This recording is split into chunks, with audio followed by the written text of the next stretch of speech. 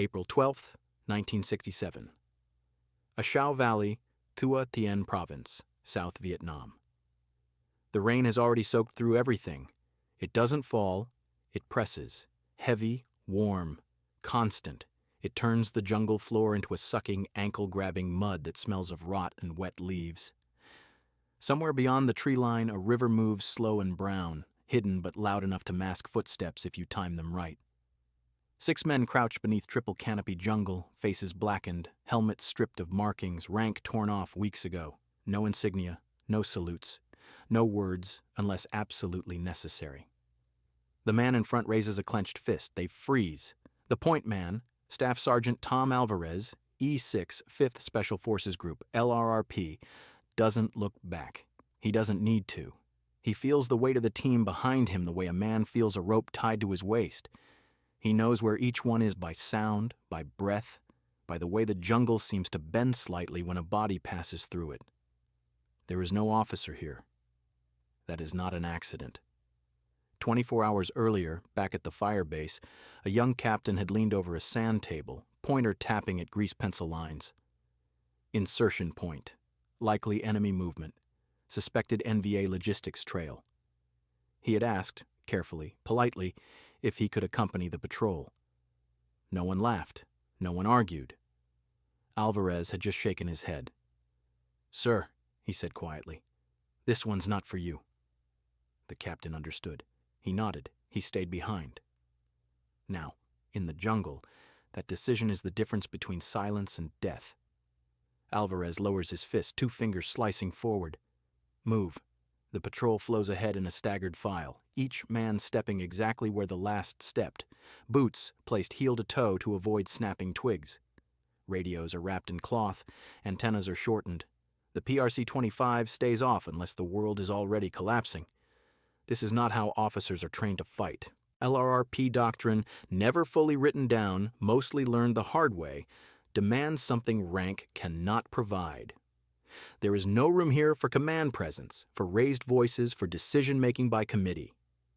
Every man is a censor. Every man has abort authority. If the point man senses something wrong, a smell, a pattern broken, birds going silent, the mission ends. No discussion, no explanation. You fade back into the jungle and live to report it. An officer's instinct is to control. Control gets you killed out here. The jungle tightens. Bamboo gives way to thicker growth, vines hanging like tripwires at chest height. Alvarez slides his knife out, parts them without cutting, easing them aside so they don't snap back. He knows the enemy uses broken vegetation as sign. He knows they count boot prints. He knows they watch for leaders, especially leaders. North Vietnamese army units have learned fast. Officers mean radios. Radios mean extraction. Extraction means a target. Captured officers mean maps, frequencies, plans. A single bar of silver on a collar can pull an entire platoon of enemy soldiers out of the jungle like sharks to blood. So LRRP teams erase hierarchy. No rank patches, no saluting. No, sir. The team leader is the man with the most jungle behind his eyes, not the one with a commission in his pocket. Alvarez has been out here for 8 months. He has walked into ambushes and walked out again. He has slept in trees to avoid ground patrols. He has watched men bleed quietly so the enemy wouldn't hear. He is trusted. That trust matters more than authority. The patrol halts again. Alvarez drops to one knee, presses his ear against the ground. He feels vibration, distant, rhythmic. Boots, not close. Maybe a platoon moving east to west along the valley floor. He signals. The team melts backward into concealment, bodies flattening, ponchos pulled up to break outlines. No radio call goes out. No officer is there to demand confirmation, to request supporting fire, to press the mission because higher headquarters wants results. They wait. Minutes stretch into something longer. Sweat drips off noses, onto leaves, caught before it can fall. Mosquitoes land, feed, lift away. No one swats. This is what LRRP missions are built on: patience, silence, experience, and fragility. One wrong decision doesn't just kill you, it kills the mission. There is no reserve force, no quick reaction team, no helicopter hovering nearby. If contact is made, the patrol does not fight. It runs. It disappears. It survives long enough to tell someone what it saw. An officer dying here wouldn't just be a casualty, it would be an investigation, a court-martial whisper, a career ending for someone far from the jungle. Everyone involved knows it. That's why, from 1966 onward, officers stopped leading these patrols, not by order, not always on paper, but by understanding, by an unwritten rule enforced by terrain, by casualty lists, by the men who come back and the ones who don't. Alvarez lifts his fist again. Freeze. The jungle holds its breath with them. The vibration fades. Boots move on. Somewhere out there, a North Vietnamese platoon passes within 100 meters of the LRRP team and never knows it. That is success, not kills, not fire missions. Survival, with information intact. Alvarez lowers his fist slowly. They move again. By mid-morning, the patrol has reached the observation site, an elevated rise overlooking a narrow trail carved into the valley floor. It isn't much. A scar in the earth, barely wide enough for two men walking side by side. But the traffic gives it away. Footprints layered over footprints. Bicycle tracks reinforced with bamboo slats. Fresh vegetation cut clean, not torn. This isn't a footpath. It's a supply artery. The team settles in, they don't talk, they don't adjust gear unless necessary, they don't eat unless their blood sugar drops enough to cause shaking. Every movement is deliberate, every sound is weighed against the risk of discovery. This is where experience matters more than rank. Alvarez signals for the radio man, Sergeant First Class Dave McKenna, E7, to prepare a short burst transmission. McKenna doesn't ask questions. He already knows what to send: grid reference, estimated unit size, direction of movement, no embellishment, no speculation. The radio goes live for less than 10 seconds. Then silence again. An officer would have wanted more confirmation, cross-checks, requests for follow-on missions, but LRRP teams don't operate that way. They gather fragments and disappear before the enemy can triangulate their existence. Many officers who rotated into Vietnam never fully understood this rhythm. They arrived trained in maps and maneuver, in command posts and fire coordination. They were taught to lead from the front, but the front, out here, is invisible. You don't seize terrain, you don't hold ground, you borrow it briefly and leave nothing behind. Officers, especially junior ones, struggled with that loss of control. They were used to issuing orders, not trusting silence. Used to structure, not fluidity. Used to knowing where their men were, not feeling them through the jungle like a sixth sense. That disconnect had consequences. Early in the war, when some LRRP units still allowed officers to lead patrols, casualty rates told the story. Compromised insertions, overextended observation, radio calls made too long, too often. Decisions delayed while authority was asserted instead of instinct followed. The jungle punished hesitation. By 1967, most units had learned.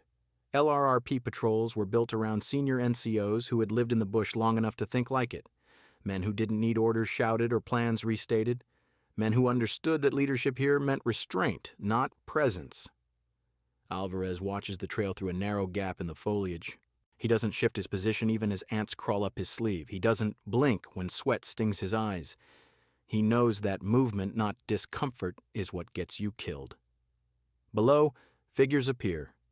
3, then 5, then more.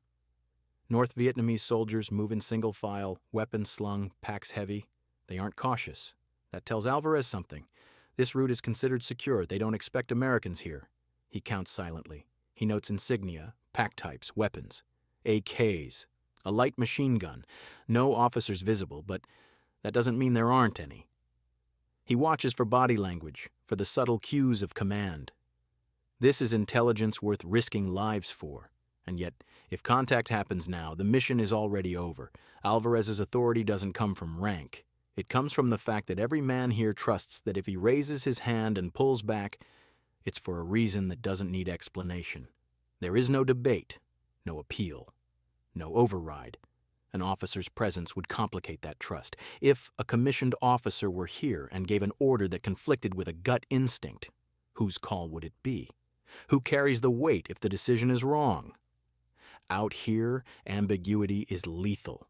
That's why LRRP teams are designed to survive leader loss. If Alvarez goes down, McKenna takes over. If McKenna goes down, the point man does. Everyone knows the plan because the plan is simple. Observe, evade, survive. No command vacuum, no confusion. Officers represent continuity in conventional units. In LRRP teams, continuity is built into every man. The figures on the trail pass out of sight.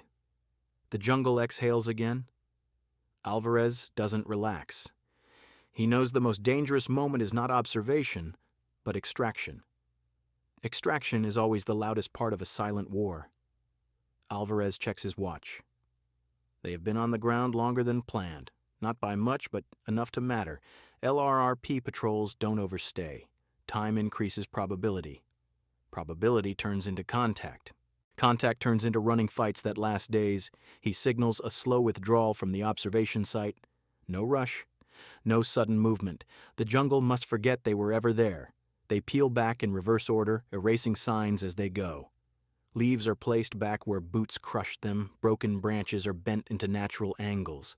Nothing is perfect, but perfection isn't the goal. Confusion is. The extraction point is a shallow clearing marked only by deadfall and a slight rise in terrain. No smoke, no panels. The helicopter will come when it comes, guided by a brief radio burst and coordinates memorized by pilots who know this valley's appetite for aircraft. This is where officers become liabilities. Extraction attracts attention. Rotor noise carries for miles. The enemy knows this. They listen, they triangulate, they move fast. An officer would feel pressure to secure the pickup, to hold ground, to direct fires if things go wrong. But LRRP doctrine says something different. If compromised, you do not fight for extraction. You evade. You disappear. You come back another way, or not at all. Alvarez kneels beside McKenna as the radio crackles briefly. Confirmation received. 10 minutes out. 10 minutes is a lifetime. The team spreads into a loose perimeter, not a defensive circle, but overlapping fields of awareness. Eyes scan low, then high. Tree lines, shadows, the unnatural stillness that comes before contact. Alvarez thinks about the men who didn't make it. Between 1967 and 1969, LRRP casualty reports quietly circulate through command channels. Compromised insertions, missed pickups, patrols that vanished and were found weeks later or never. Extraction failures don't trigger rescue missions, they trigger silence. You don't send more men into the same trap. Officers understand the math. If an officer dies on a deep reconnaissance patrol, it doesn't end with a folded flag, it ends with questions. Why was he there?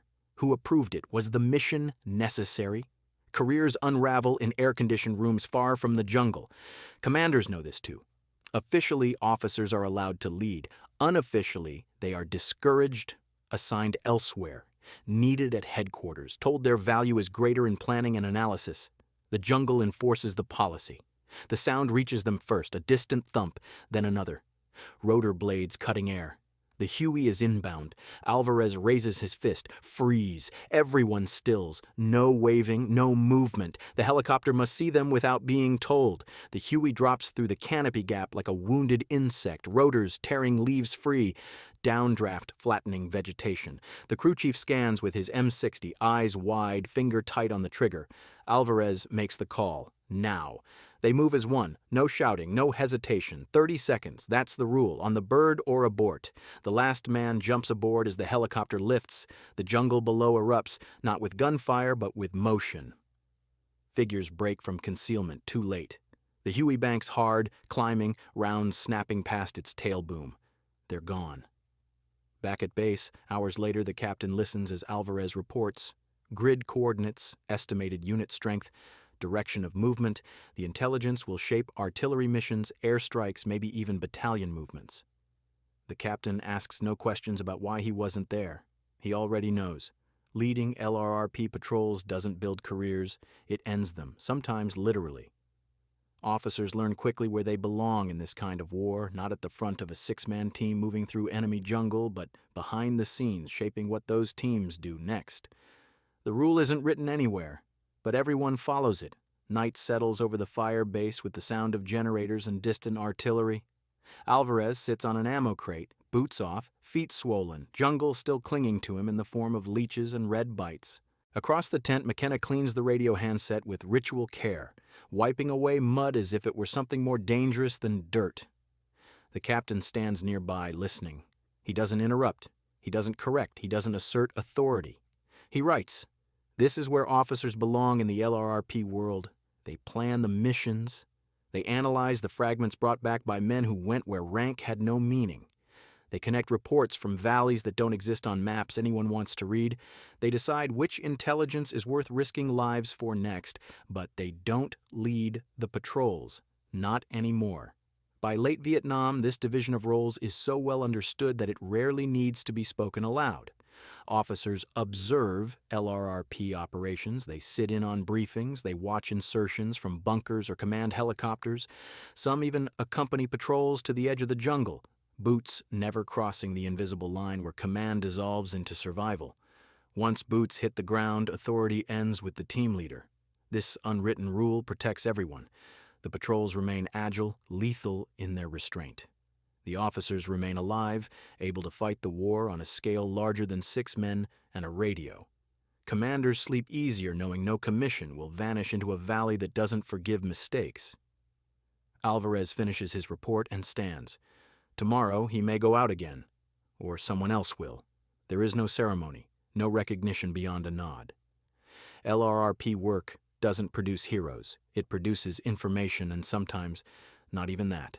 The captain thanks him quietly. No salute, no rank exchanged, just understanding. In Vietnam, some battles are won by those who never lead, only listen.